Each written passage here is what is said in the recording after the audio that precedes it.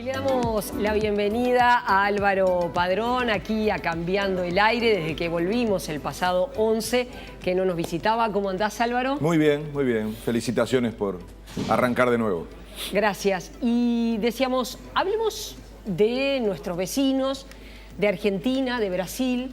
Y vamos a Brasil porque hay novedades. En el informe contábamos la situación de corrupción que está en este momento en debate en el gobierno encabezado por Jair Bolsonaro, y por ahí comenzamos y algunas otras cosas. Yo comentaba en el arranque el proyecto de reforma de la seguridad social que acaba de mandar al Parlamento con el objetivo de obtener una recaudación de 300 millones de dólares. 300.000 millones de dólares. 300, perdón, claro, si fueran 300 Brasil. millones. Claro, 300.000 millones de dólares, lo que significa, ponían allí lo que es la relación entre lo que hoy le está costando la seguridad social a las arcas del Estado, ¿no? Lo que representa en el Producto Bruto Interno, y realmente impacta. Sí, está por encima del 20%, y bueno, el objetivo es esa recaudación, pero deja mucha gente herida también, ¿no? Sí, incluso unir estas cosas, ¿no? Hablabas de corrupción, hablabas de reformas, no solo la seguridad social, hay otras iniciativas. Yo te diría que lo más importante es entender qué está pasando en Brasil, y si uno lo empieza a mirar puntualmente no llega a comprenderlo, y para mí ahí hay que entender que este gobierno está en disputa, con dos claves. Una es la disputa interna, y la otra es la disputa de los sectores económicos. Entonces todavía no sabemos para dónde va Brasil. ¿Qué quiere decir la disputa interna? Hay que recordar que Bolsonaro nunca presentó un programa de gobierno, nunca discutió públicamente, no hubo debate en Brasil. La gente en Brasil nunca supo qué estaba votando. Eso que en Uruguay nos parece tan natural. Hoy de mañana se decía que Lacalle Pou, uno de los candidatos más importantes, va a anunciar su programa dentro de un mes. Estamos hablando de 8 meses antes de una elección, donde participaron 500 técnicos. El Frente Amplio, el otro gran sector que gobierna, tuvo un congreso programático el año pasado. Es decir, uno conoce las ideas. Después podrá estar más o menos de acuerdo, discutir la profundidad, pero imaginen un país como Brasil en donde la gente no supo lo que estaba votando, donde el candidato que termina siendo presidente nunca debatió en televisión. Entonces, donde su partido tenía antes un diputado, el Partido Social Liberal, que esto me lleva a la primera crisis, se supo poco aquí, pero acaban de destituir al ministro de Presidencia, que era el presidente de ese partido, que le prestó la marca a Bolsonaro para que tuviera un partido, Gustavo Bebiano, que es el que le está generando el mayor ruido hoy, porque claro, empezamos a hablar de otras iniciativas que son de alguna manera en parte una cortina de humo para tapar este gran problema que hoy tiene Bolsonaro, que es adentro de su propio gobierno, lo que se llama fuego amigo en general, ¿no? Es decir, una especie de crisis que vincula a la corrupción, porque ya empiezan a decir los que empiezan a ser separados del gobierno que van a hablar. Entre otras cosas, Bebiano está cuestionado precisamente por haber hecho en la campaña electoral uso de fondos públicos y de apoyos empresariales. Es decir, la gran consigna de Bolsonaro, que era enfrentar la corrupción, le explota adentro, ¿no? Entonces... Y además hay otro fenómeno particular que si uno un poco sigue la prensa brasileña, que es lo que podemos seguir, señalan que sus 3 hijos varones, porque tienen una hija mujer, pero hablan en particular de sus 3 hijos varones, están totalmente fuera de control. Y fuera de control en el sentido de... hay analistas en Brasil que dicen que le manejan, por ejemplo, la cuenta de Twitter. La cuenta de Twitter a su padre. Con 3,5 millones de seguidores. Donde en las redes sociales contradicen a ministros de gobierno, donde de pronto aparecen haciendo propuestas. Le propusieron al Ministerio del Interior crear un servicio de inteligencia paralelo, una especie de Gestapo, pero en Brasil. Bueno, desde el Ministerio se les dijo que no, pero a ver, hay una cantidad de situaciones que se generan donde no se sabe si el que está detrás es Jair Bolsonaro verdaderamente, o los que están detrás de esas propuestas son sus hijos, ¿no? Él generalmente ha ido cerrando filas con sus hijos. Cada vez que se dice, bueno, ¿es usted o es sus hijos? Aparece que él defiende a sus hijos. Su estado de salud, que todavía no tiene 100 días de estar en el gobierno y ha tenido complicaciones. Es realmente otro tema que se plantea como un enigma, ¿no? ¿Cuál es el estado de salud del presidente de Brasil? Todo confluye a preguntar quién gobierna en Brasil. Y esa ecuación, por eso digo que es un gobierno en disputa, en ese sentido también. Después vamos a ver por qué en materia económica, pero en materia de gobierno en sí, ¿gobierna Bolsonaro? ¿Gobierna su entorno? ¿Gobierna su familia?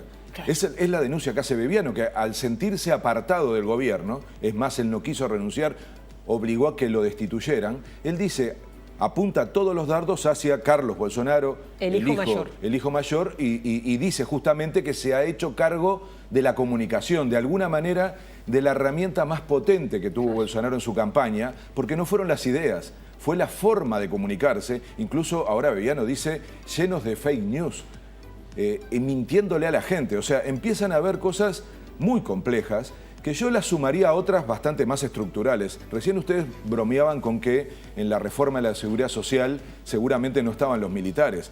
Y ahí voy al segundo factor de poder hoy en Brasil, que es el vicepresidente, Hamilton Mourão. General, militar realmente en serio. Tengamos claro que Bolsonaro nunca tuvo una gran carrera militar, ¿no? Entonces, a pesar de que aparece asociado a su perfil militar, el vicepresidente, que siempre había aparecido con un perfil bajo, tiene cada vez más potencia dentro del gobierno. Y Bebiano, que es sustituido por otro militar. Entonces, ya el gabinete de Bolsonaro tiene un número importante de militares que los ha puesto en el gobierno, ¿no? Cada vez más. Y yo diría que además uno tiene que empezar a ver en esto de las contradicciones o de quién enmienda a quién. Precisamente Hamilton Mourão fue el que le dijo a Bolsonaro, no, una representación militar, una base militar de Estados Unidos en Brasil, no.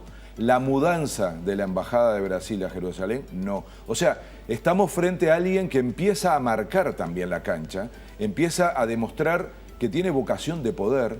Incluso algunos dicen que, nunca nos olvidemos, que es el sustituto natural del presidente.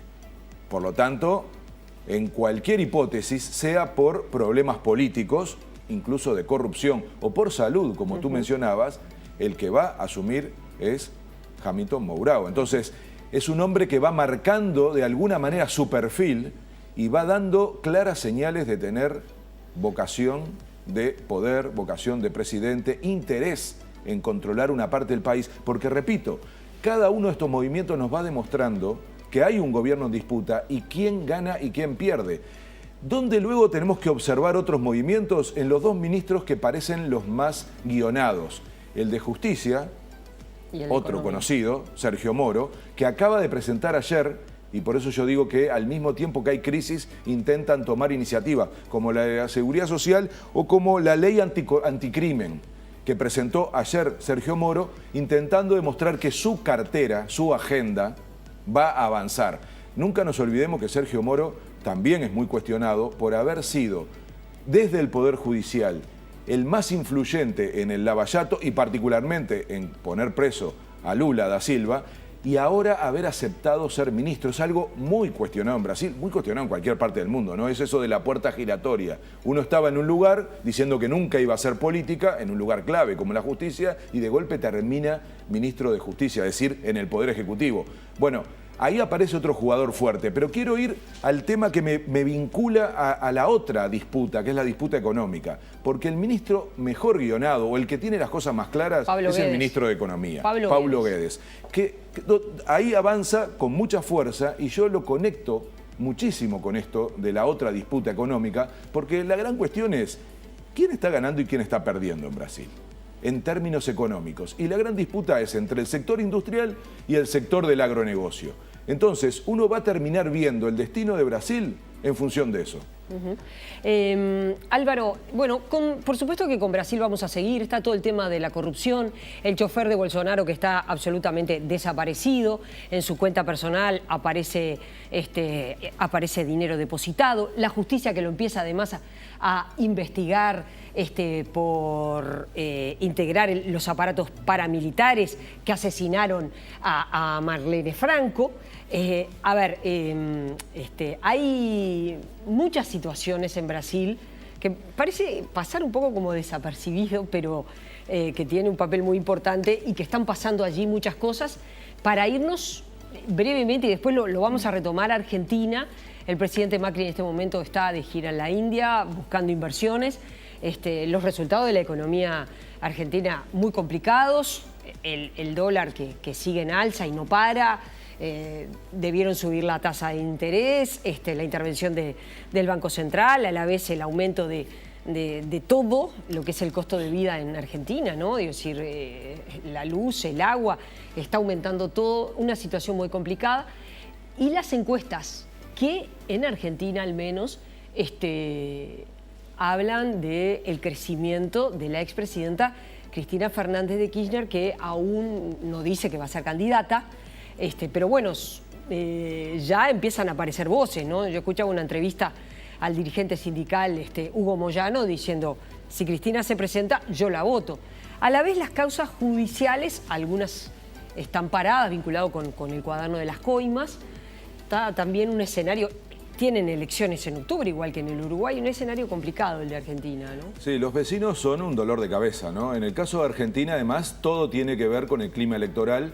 Es un año dramático para Macri. Llega en las peores condiciones para intentar su reelección y yo creo que esto es casi imposible de resolver. Para Macri no hay tiempo material para recuperar la economía. Hay que ver si eso definitivamente lo deja de alguna manera muy golpeado. Seguro que sí, pero no necesariamente para perder la elección. Yo hoy no diría que Macri tiene perdida la elección, porque el problema es con quién compite. Y efectivamente el gran asunto va a ser cómo se resuelve el peronismo su división. Cristina Fernández tiene un piso muy alto, pero también un techo muy bajo, es decir, tiene mucha resistencia. Entonces, lo más lógico sería que se pensara en alguien que tuviera mayor amplitud. Hoy en Argentina, sobre todo en los entornos del peronismo y del kirchnerismo, se habla mucho de Kicillof. Recuerden, el que fue ministro de Economía, podría ser un candidato que abriera un poco más el juego y que tuviera, porque no hay candidato que pueda ser viable si no tiene el respaldo absoluto de Cristina Fernández. Recordemos lo que le pasó a Scioli en la elección pasada. Pero está muy claro que para Macri hay una pesadilla en materia económica. Lo de ayer, otra vez la suba del dólar, puede ser que hoy termine otra vez batiendo un récord y eso sería dramático porque se activan todos los acuerdos con el Fondo Monetario y el Banco Mundial en cuanto a qué hacer. Es un drama, la gente la está pasando muy mal en Argentina y todos recordemos que en términos electorales el órgano más sensible es el bolsillo y seguramente eso le va a pasar factura a Macri en las elecciones. Entonces, la inestabilidad es una característica de la región. Se habla poco y se habla mucho de Venezuela, ¿se dan cuenta? ¿No? Se habla poco de Brasil y de Argentina, no porque en Venezuela no estén pasando cosas dramáticas y no haya que hablar, pero hay como un cierto desequilibrio con relación a situaciones que nos involucran mucho más. Miren, lo digo claramente, hablar de Argentina y Brasil no es hablar de política internacional, es casi hablar de política doméstica. El futuro de Brasil sobre estas cosas que acabamos de hablar van a ser determinantes para Uruguay. Y lo que pasa en Argentina, ni que hablar, lo acabamos de vivir en plena época de turismo. Entonces, no estamos hablando de algo que no nos involucra, estamos hablando de situaciones que además se dirimen en muy poco tiempo. Lo de Brasil, sobre todo en materia económica, esta pulseada, esta disputa, va a terminar en los próximos 5 o 6 meses de demostrar hacia dónde va ese país. Y en Argentina, el futuro electoral, que es determinante para Uruguay, se resuelve el mismo día que nosotros. Es decir, el último domingo de octubre son las elecciones. Creo que ni en Uruguay ni en Argentina se lauda allí, o sea que será el último domingo de noviembre.